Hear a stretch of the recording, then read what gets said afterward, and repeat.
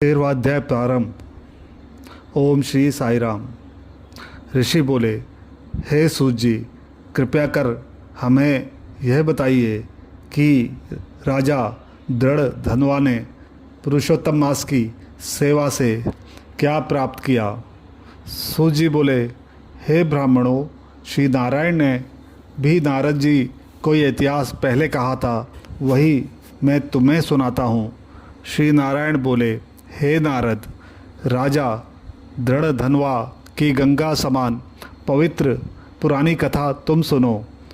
चित्रधर्मा राजा के बड़े तेजस्वी, सत्यवादी, सर्वगुण संपन्न पुत्र राजा दृढ़ धनवा, उन्होंने चारों वेद बड़ी प्रसन्नता एवं चतुरता के साथ पढ़े।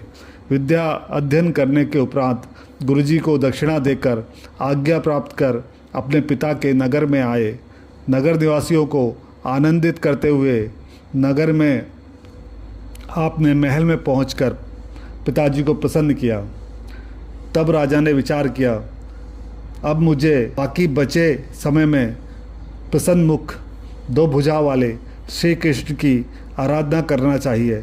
ऐसा दृढ़ निश्चय करके अपने योग्य पुत्र दृढ़ धनवा पर राज्यभार छोड़ वैराग्य धारण कर पुनः आप ऋषि आश्रम में चले गए। वहाँ जाकर निराहार रहकर सारी कामनाएं छोड़कर राजा ने मन में श्री कृष्ण का ध्यान करते हुए तपस्या प्रारंभ की तथा राजा चित्रधर्मा तपस्या करते करते बैकुंठ को प्राप्त हुए। राजा दृढ़ धनवा ने हर्ष एवं शोक में विद्वानों के कथनानुसार पिता का क्रियाकर्म किया।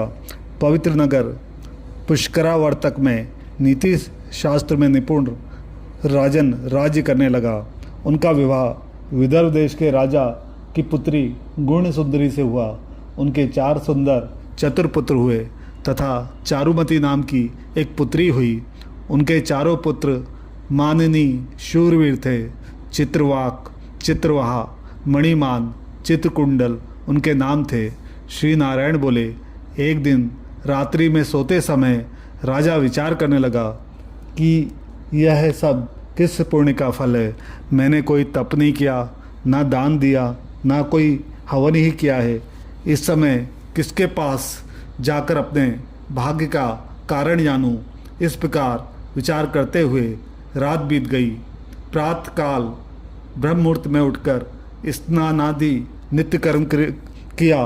प्रातः संध्या वंदन कर ब्राह्मण आदि को दक्षिणा देकर घोड़े पर सवार हुए तथा शिकार खेलने वन में जा पहुँचे, जहाँ मृग, बारहसिंगा एवं अनेकों भयानक पशुओं का वध किया। एक मृग राजा दृढ़ धनवा के बाण द्वारा घायल हुआ। राजा ने भागते हुए हिरण के खून की गिरी बूंदों को देखते हुए पीछा किया, किंतु मृग कहीं जाकर छिप गया। राजा वन में भटकते रहे। राजा को प्यास लगने लगी और वो व्याकुल हो गए। जल की खोज करने पर उन्हें एक बड़ा सा सरोवर दिखाई दिया। वहाँ जाकर जल पिया और फिर किनारे पर जा बैठे। राजा ने वहाँ एक बड़ का पेड़ देखा। उस पेड़ से घोड़े को बांधकर राजा बैठ गए। उसी पेड़ पर एक तोता आकर बैठ गया। वह तोता मनुष्यों की सी बोली में बोलने लगा। राजा उसे सुनकर बड़े आश्चर्य में पड़ा। वो तोता बोलने लगा कि इस संसार में अनेकों सुख हैं, उन्हें देखकर तू परम तत्व का विचार नहीं करता है, तब भला इस संसार को कैसे पार करोगे।